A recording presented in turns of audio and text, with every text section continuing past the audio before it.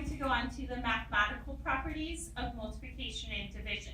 So our first two are the commutative property and the associative property. If you remember, the commutative property of addition said A plus B equals B plus A. So instead of addition, we're just going to apply it to multiplication. So we can say A times B equals B times A.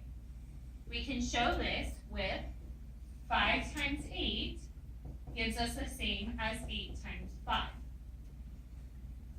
The associative property, in addition, was in parentheses A plus B plus C gave us A plus in parentheses B plus C. So in multiplication, we're just going to change the addition to multiplication. So we get A times B times C is the same as A times B in parentheses times C. We can say 2 times 3 times 4 is the same as 2 times 3 times 4.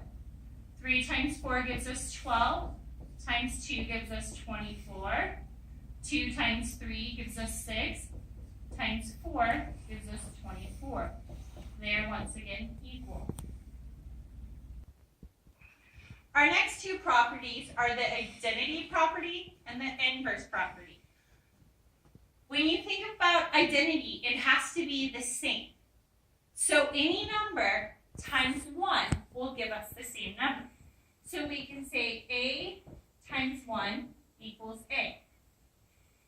4 times 1 equals 4. For the inverse property, we need a number that will equal 1. So it's going to be A times 1 over A. If we said 3 times 1/3 would give us 1. 3 over 1 times 1 over 3 gives us 3 over 3, which equals 1. Our final two properties are the zero property and the distributive property. The zero property says any number times 0 always equals 0. So we can say A times 0 equals 0. 40 times 0 will equal 0.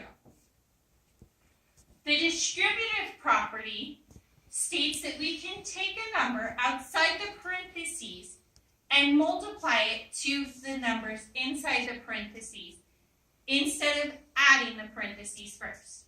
So if we have A times B plus C, it's the same as saying A times B plus A times C.